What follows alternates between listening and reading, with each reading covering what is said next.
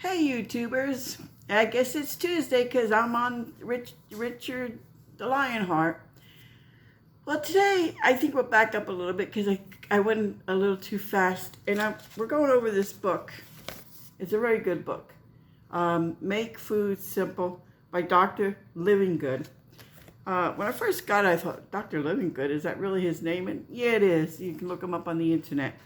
We're going to go over the plan because, with summer coming on, I figure everybody's going to want to eat out a lot or go to barbecues, go to picnics, because now everything's open. COVID is, everything's opening up again. Like down here in Florida, everything's open. You don't even need to wear a mask anymore. So, but we should still keep in mind all the good hygienes that we learned over the last year.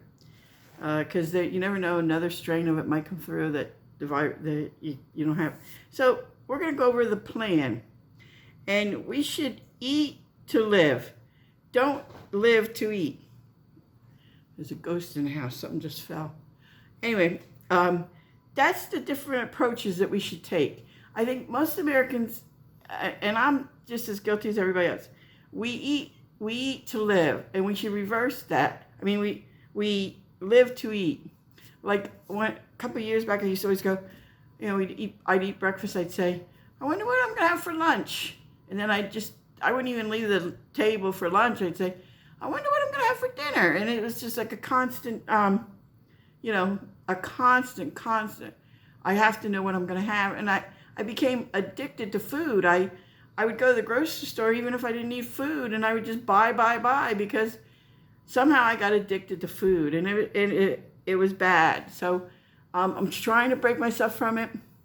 We're going to give all our canned food away because, I just, it's easy to open a can and get the stuff, and there's no nutrition value on that. We'll go over that another time, but that's another video. So one approach of this gives you a healthy goal, that to eat to live. That's the healthy way to look at it. Like, if you go the other way, you might gain 15 pounds, but if you eat to live, more than likely you might lose the 15 pounds, because you're eating stuff that is good for you and better for you. Now, the challenge plan in this book, I think we went over a few things. We have to, if you need hormone replacement, and all this, this is the challenge. If you need to lose weight and you are out of control with it, with a plan, you would only consume certain things, and if you're on prescription drugs, stay on them. Resistance to sugar. Make sure you try to get less sugar than and then you want to turn the sugar into burning calories and burning carbs. You want your body to do that. And if you have excess weight around your waist, you really should plan your meals and plan eat to live. You should really basically, according to this, eat 6 meals a day, and they're not big meals. Your biggest meal should be breakfast, and then a snack. So if you eat breakfast at 8 o'clock, you should have a snack around 9:30, 10 o'clock, and then 11 or 12 o'clock, eat your lunch. That should be, how I always thought of it is, the king eats breakfast, so you have to have a good breakfast. Then the queen would eat lunch, so you have a medium-sized lunch. And then, you have a snack in the morning and a snack in the afternoon. So if you eat at noontime, you should have a snack about 2:30, 3 o'clock, and then eat dinner between 5:30, 6. And that should be like a light, something light, nothing heavy, a nice salad with chicken on it or something like that. So that would help you lose weight, because you're eating your big meal in the morning when you wake up after you fasted for 8 hours. People don't realize when you sleep, you're really fasting because your body is, not consuming any calories. It's regenerating itself for the next day. The old cells are dying, so you're regenerating your whole body. So actually, that's when you actually you are in a fasting mode. So when you wake up, your body says, oh, we're up, okay, let's get something to eat. So an everyday plan, you should really work with, like I said, 6 meals a day, 2 little ones, and then maybe one before you go to bed, like crackers or something like that to keep your blood sugar even. Graham crackers are great for that, with a little bit of butter, so because you got the protein and you got a little bit of sugar, so it's good for that situation. Now, my motto, and this has been my motto before I even read this book, when I started trying to eat healthier. If God makes it, you eat it. If He didn't make it, you don't eat it. And that's like when you read the label and you say, I can't pronounce this word. So, in other words, it's made into a lavatory. And you really don't want, stuff like that going in your body, because it shuts down the liver, shuts down, everything. And you got to worry about your liver because it does a big job. So does your kidneys. So my motto is, if God made it, eat it. If God didn't make it, don't eat it. And if you can't pronounce it, don't eat it. Okay, so you got to focus on foods, on real foods, like fruits and vegetables. Especially summertime now, you're going to have fresh fruit, fresh vegetables. You're going to have fresh everything out there, and take advantage of it. So that, and one thing I learned in Florida, and I never knew this because they sell them year round, there's seasons for every fruit. I mean, I probably knew this, but when we lived in Pennsylvania, we had a apple orchard. We had about 12 or 13, well, not a big one, 12 or 13 trees. And the apples would only bloom, they would start blooming in August, and they would produce fruit like September, October, November. And they were delicious. Like I would can them and make apple butter. I would can them and make just applesauce. I mean, we had so many apples, we could give them away. I mean, that's how many apples we had at these 13 trees. And then we had a variety of apples. So apples are a fall, but they have them all year round. They're hot houses. They're gassed, or they're kept in warehouses. So just be aware of that. And oranges, I learned this coming to Florida. I thought an orange was good all year round, because they sell them all year round. Oranges are produced from November to May. After that, you can't get an orange down here, or even grapefruit. Like all the stands close up, everything closes up that has oranges and grapefruits. So you have to be aware of that. And those delicious, they call them blood oranges and bell oranges, they only produce in January. So you have to know when your fruit and vegetables produce, because that's a biggie. You want fresh. So that's just so you know.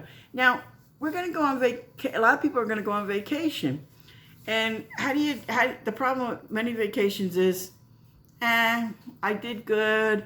I'm going to go on, well, cruises aren't going right now, but, you're going on a trip now that airlines and everything are open again. Let me fly to California, or let me fly somewhere, and, I'll enjoy myself. Well, you have to also realize you're also going to, sorry about that, my leg is killing me today. You're also going to have consciously, I mean, you can splurge a little bit, but consciously you're going to have more pizza, beer, stuff like that. So you want to make sure, you don't over-consume this stuff. I mean, so just be aware. Go ahead. If you mess up one day, get back on track. Like, say you're going to be away for 7 days.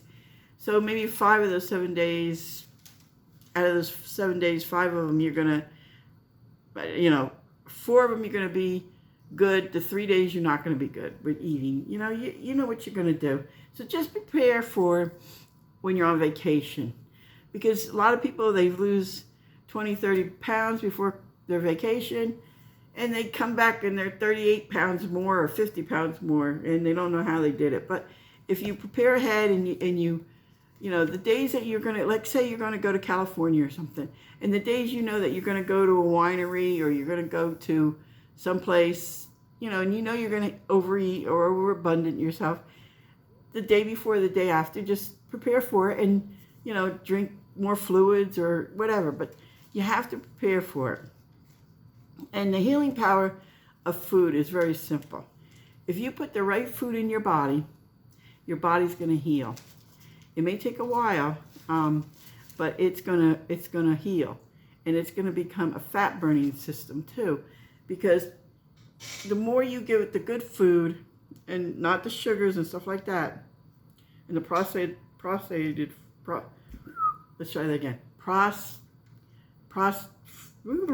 It's back up. All the stuff that you're not supposed to have, all the added, like the GSM and all those stuff, you really don't need them in your body. And a lot of that stuff causes inflammation of the bones. I've learned that, like, there's few things that, like I'll eat and I'll go, oh, why did I eat that? Like pork will do that to me. Pork will set my arthritis to the next decade or whatever you want to call it. It's like really bad. But you know what your body can tolerate. Now, believe it or not, I was shocked at this. There's 3,000 chemicals that they use to store and process your food. 3,000. That's a lot. That's that's like, okay, this is just all processed foods. This is even to the meat they process. It's outrageous that they're putting these hormones. They're giving the cows and pigs and chickens these hormones so they grow bigger and fatter faster. But in the long run, you're eating those hormones and they're affecting your health and all. And, you have to struggle and figure out, why am I feeling this way? And you and the doctor are together and you're figuring it out, and then you come down with cirrhosis of the liver, or you come down with something, and you're like, but doc, I don't know what's wrong. It's all these processed foods and chemicals that they put in the foods now. I mean, back when my grandmother, my grandma and grandfather used to eat very, they only ate what they could produce. Like, they had a farm and they would produce their fruits and vegetables. Grandma would can them. And, they would go to the butcher and the butcher would give them meats and stuff. They knew where the meat came from. Like I was talking about last time. We had a butcher down here. I thought it was someone local. I thought the meat was local. Come to find out, the meat came from Colorado. It was being shipped in here. And he was just cutting it up to make the different kind of cuts you wanted. And I thought, well, how do I know the Colorado beef is good, with all these recalls? So I stopped going there, and I go to Butcher Block now. But I think I'm going to, I found a butcher that's right local, the next town over, and he gets it from local cattlemen and stuff, and chickens and stuff like that. So I think I'm going to try that, go that way, because now with the summer coming, yes, Butcher Block packs it in dry ice, and it's good for 9 hours. But with summer coming, with the heat down here, it's over 100 degrees. Like today, it's like, we had rain last night, but it didn't take the humidity away. The humidity is like 98%. So, you're talking, you go outside, you go, so just imagine you being, you're a piece of meat and you're being delivered, but you're packed in dry ice. It's, so I think I'm going to try something local. And we really don't eat a lot of beef or chicken. We really don't eat a lot anymore. So it's silly to buy. Like I said, we buy 1 month and it lasts us 2 months, So I found a good recipe for a bacon cheeseburger casserole, and I'll show it to you. This is what it looks like. And I think I'm going to try it one day. It's a serving for 6, and it takes 60 minutes to make and prepare. So you need a head of cauliflower. It needs to be cooked, and it has to be mashed. So then you need a pound of turkey bacon. I'm going to cheat and use my Applegate bacon, because I don't like turkey bacon really that good. And then you need a pound and a half of grass-fed beef. or you can use organic turkey, ground turkey. Salt, pepper, garlic powder, and onion powder. That's an option, the onion powder. Now for this sauce that you put on top, that you saw on top here, it's butter, coconut flour, organic heavy cream, and 3 teaspoons of yellow mustard, a package of organic cheddar cheese. And it looks really good, so I'm going to try that, and if I do, I'll try to film it as I cook it because it's good. Oh, I went to I forget where it was now, a farmer's market, and they had frozen blueberries, a big bag of frozen blueberries. I think it was 5 pounds. It was really reasonable. So I purchased them because we were going to go pick blueberries because it's blueberry season down here, and they charge a lot to pick blueberries, and you got to be careful of picking blueberries because the poisonous snakes love blueberries, the rattlers and the copperheads.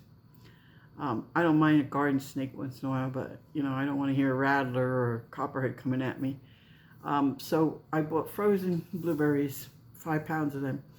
So I figure I'll make some kind of, I was going to make some blueberry jam with it and stuff, and see what we do with that. So that's what I have planned. Thursday, if it's all a go right now, it is. We're going to go to BJ's for the last time on, it'll be filmed on Wednesday and put on Thursday. The last time we go to BJ's because our membership ends the end of this month in June. We thought it was last month, but it ends this month. And for the two of us, it doesn't pay to pay for a big box, you know, warehouse store. I did have Costco, but I gave up my membership there, and they gave me back my money. Costco's very good for that. No questions asked. You can get your money back for anything you buy or anything you use there. I just didn't want to. It was far. It was an hour and a half to get to it, and then, you know, it was an all-day affair just to go down there because you had to leave like 9 o'clock. You got down there 10:30, 11 o'clock. Then you had, you know, something to eat for lunch. Then you went shopping, and down there, I mean, it's probably at all Costco's. It's just packed all the time. So you're going through, and it takes you about 2 hours to go through it. So that's 1, 2, 3 o'clock. So by the time you hit home, it's 5, 6 o'clock at night. So then you're either you're making a sandwich for supper, or you know, it was just too much. So I told the girl they should put one closer up here because they do really good. The closest one, like I said, is in Ultimate Springs, which is on the other side of Orlando, or Jacksonville, which Jacksonville is 3 hours away. So I said to them, you should put something like either in Ocala, Gainesville, or even down here in the Villages. I said, you'd do wonderful because, you know, all we got here is Sam's, and Sam's is just a big supermarket for Walmart. I mean, you could get most of the stuff that they sell at Sam's at Walmart. So I said to her, you know, there's a lot of land, well, not much anymore. I mean, you've seen Richard's videos, how the Villages is growing. I said, you know, there's a couple of pieces of land you could really put something on, you know. So hopefully they'll take my advice and come to either to the Villages, Ocala, even Bellevue or somewhere like that, and put a Costco's, because we really need it, because they have a lot. They have if you have a Costco's by you, it's worth joining, because they have the greatest selection of grass-fed, grass-finished beef. They have grass-finished butter. They have milk. They have everything. They even have the free-range, free-caged eggs. I mean, it's unbelievable what they have. So, you know, it's well worth going to. And I found something out that was really interesting. Trader Joe's, Aldi's bought out Trader Joe's. They're owned by the same parent company. So hopefully maybe Trader Joe's will be closer to us too, because there's one in Ultimate Springs, and then there's one in Gainesville. Gainesville's not far. I figured I'll do Trader Joe's when I have to go up there to the doctor. So, because it's on Archway Avenue up there, and it's right by the university. So, I might do that the last week of June because I have to go up there for rheumatologist. So, and it's early this time. It's in the morning, so I can get, usually he's only there in the afternoon, and I can't get nothing else done. So we might do that week, and then the next week I might go either to Publix or Winn-Dixie, just to give you an idea. I know Winn-Dixie's as far up as Pennsylvania because we used to go to Winn-Dixie when we used to live there. So I wish they had a ShopRite down here, but they don't. I miss ShopRite and Giants. Giants was just like ShopRite. We used to have a Giants when we lived in St. Thomas, Pennsylvania. Both of them are very good stores. But, and then there's a Food Line. I don't know. There's no Food Lines down here. But that's what I plan on doing this month. And I hope you enjoyed this little discussion on food. And I'm hoping you really do enjoy these little inverts about, we're learning together. And that's basically what I started trying to do with Better Living with Patti. So without any further ado, I thank you for watching. God bless you, and stay happy, stay healthy. Until next time, we'll see you Thursday. Goodbye.